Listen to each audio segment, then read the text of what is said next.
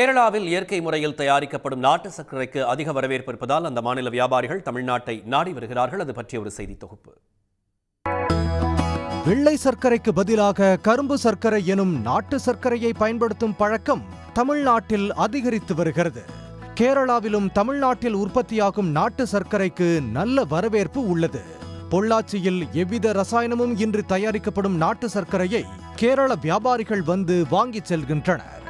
ஓணத்தின் தித்திப்பான பலகாரங்களில் கரும்பு சர்க்கரையால் செய்யப்படுபவை பிரதானம். எனவே வியாபாரிகள் தேடி வந்து வாங்கிச் செல்கின்றனர்.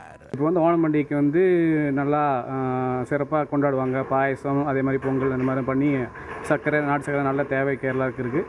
இங்கே நல்லா சர்க்கரை கிடைக்குதுன்னு இங்கே நான் எடுத்து பண்ணிகிட்டு இருக்கேங்க.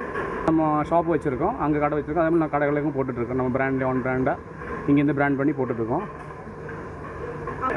இது நல்ல சர்க்கரைக்கு அங்கே நல்ல டிமாண்ட் இருக்குது. கரும்பு சர்க்கரைக்குமே ஒயிட் சுகருக்கு என்ன வித்தியாசம்னா, ஒயிட் சுகரில் கெமிக்கல் அப்படி இருக்குது, அது இது சொல்கிறாங்க.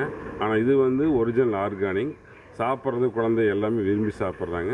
அது மட்டும் இல்லாமல் காலையில் டீ, காஃபி இதெல்லாம் இது குடிச்சு புள்ள போட்டு குடிச்சு பழகிட்டோம்னா இது நல்லாவும் இருக்குது, உடம்புக்கு ஆரோக்கியமாகவும் இருக்குது.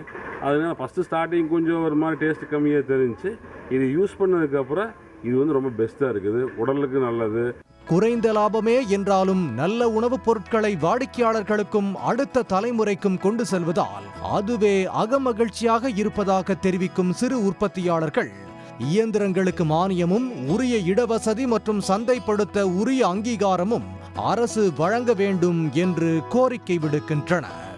இதில் உருண்டை வெல்லம், அச்சு வெல்லம் இது போன்ற கேரளாவில் விரும்பி வாங்குறாங்க. நம்ம ஊர்லேயே பாயசங்களுக்கு பொங்கல் வைக்கிறதுக்காக வாங்கிட்டு இருக்கிறாங்க. அப்புறம் இதில் நாட்டு சர்க்கரையில் இப்போ ஸ்வீட்டும் நாங்கள் பண்ணி கொடுத்துட்ருக்குறோங்க. நாங்கள் நாட்டு சர்க்கரையில் இப்போ அதிரசங்க, ஒப்புட்டு, லட்டு, மைசூர்பா இது மாதிரி பொருள்கள் பண்ணிட்டு இருக்கிறோங்க. தினசரி உணவை தித்திப்பாக்க முயற்சிக்கும் கரும்பு சர்க்கரை உற்பத்தியாளர்களின் வாழ்க்கை தித்திக்கும் வகையில் அரசு நடவடிக்கை மேற்கொள்ள வேண்டும் என்பதே அனைவரின் எதிர்பார்ப்பாகும்.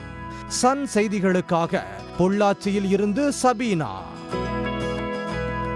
உடனுக்குடன் செய்திகளை தெரிந்து கொள்ள சன் நியூஸ் பெல் ஐகானை கிளிக் பண்ணுங்க.